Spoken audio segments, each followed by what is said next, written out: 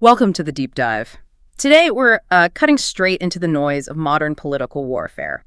We're looking at something really specific, a snapshot of the comment section under a video about Pringle's on-air explosion and political controversy from November 2nd, 2025.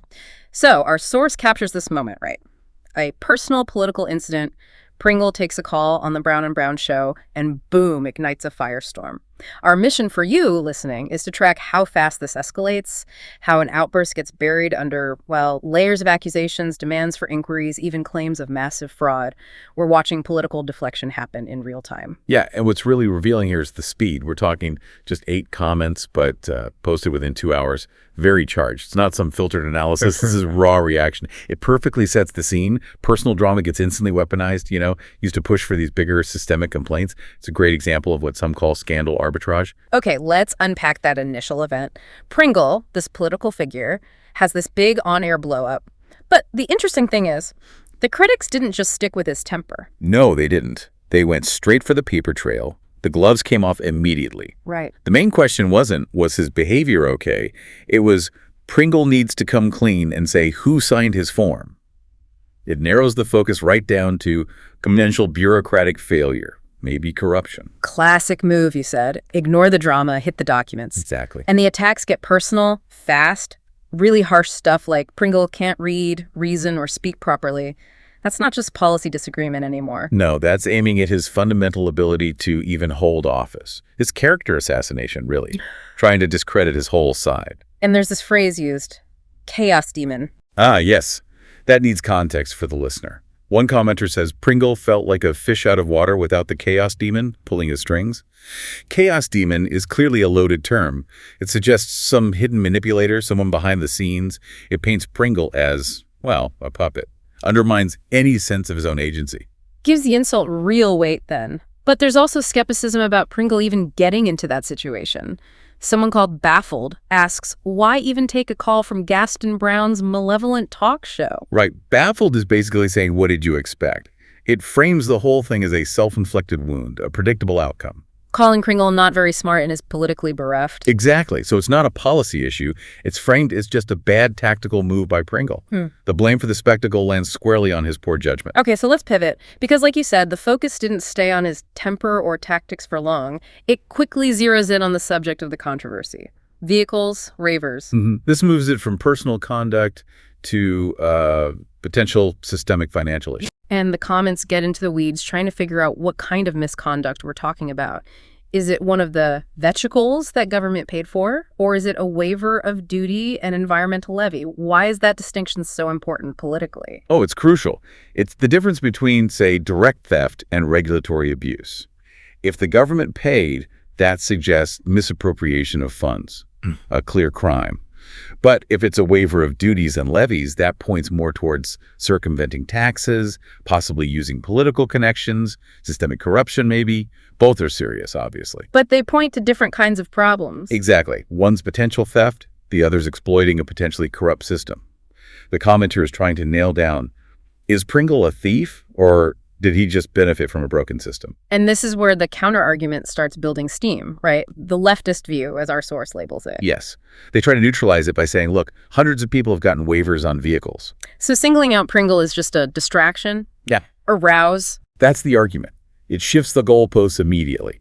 They're saying, okay, maybe he got one, but so did tons of others. This isn't about him. It's the system. They're diffusing his individual responsibility. Right. Reframing it as poor institutional controls, not necessarily Pringle's specific actions alone.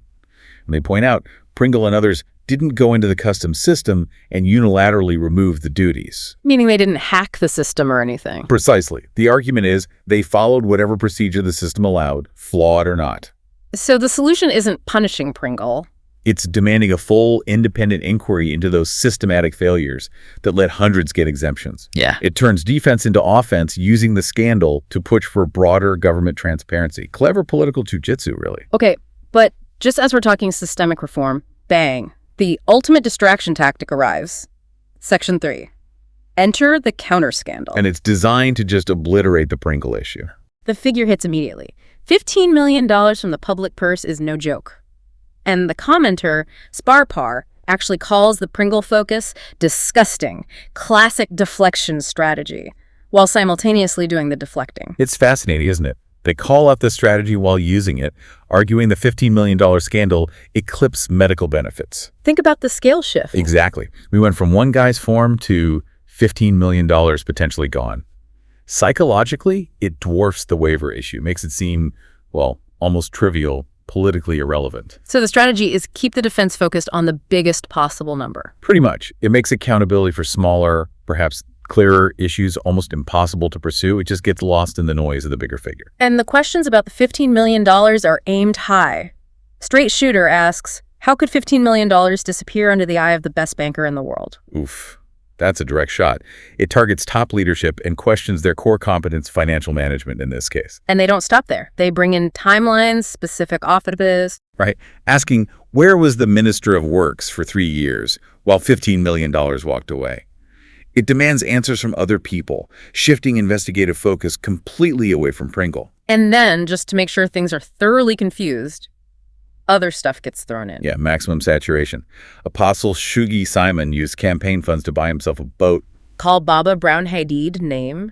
It's an information overload. Absolutely. It's designed to exhaust everyone, make it impossible to sustain focus on any one thing. The sheer volume becomes the defense, which inevitably leads people to question loyalties, right? Who's attacking whom and why? That takes us to Section 4. Exactly. The focus shifts to internal party dynamics. The comment from Frankly Speaking about Senator Lamon is quite sharp. Notes Lamon was quiet as a lamb when the PM was supposedly bullying Chet, but suddenly awakened and active on Pringle. That's a really sophisticated observation. Yeah. It implies Lamon's outrage might not be pure principle. But maybe internal politics. Could be. Is his loyalty really with the PM or with Chet? He was silent when Chet was under fire, but vocal now that the PM's opponent seems vulnerable, is probing the power structures within the party. Fascinating. But amidst all this, the finger-pointing, the competing scandals, there is one common thread, isn't there? There is. Across different viewpoints, there's this call for investigation. Real investigation. The view that the vehicle issue needs a look where the chip falls where it may, it suggests the public, regardless of sides, sees a lack of accountability. Definitely. Even the young Antiguan communist perspective chimes in, saying all members' parties involved should be investigated and punished, guilty. It underlines this desire for a comprehensive, non-selective reckoning. And then finally it becomes a direct political appeal. A call to action. Straight Shooter addressing Harold Lovell directly. Yeah. Saying Gaston is shaky, urging Lovell to come back from Canada. Come back home and let us shake this government. So the whole comment thread, starting from one guy's outburst, ends as a rallying cry for regime change. Incredible arc, isn't it? So the big takeaway for you, the listener. This snapshot shows how fast political conflicts pivot. From a specific person's actions, Pringle's form, his outburst to leveraging huge competing financial scandals, like that $15 million basically as a shield, textbook scandal arbitrage. Yeah, it creates this state of perpetual defense. The goal seems to be forcing the opposition to always chase the bigger, more complex scandal, which makes it politically costly, maybe impossible to actually get answers on simpler but still important issues, like who signed a form or how waivers work. So it leaves us with a question, doesn't it? If the main tactic becomes instantly throwing out a scandal 10 times bigger every time someone faces scrutiny, what does that tell us about the kind of accountability people are really seeking in these comments? Are they after genuine truth-finding? Or is it just about using the biggest number, the loudest accusation to gain political ground? Something for you to keep exploring.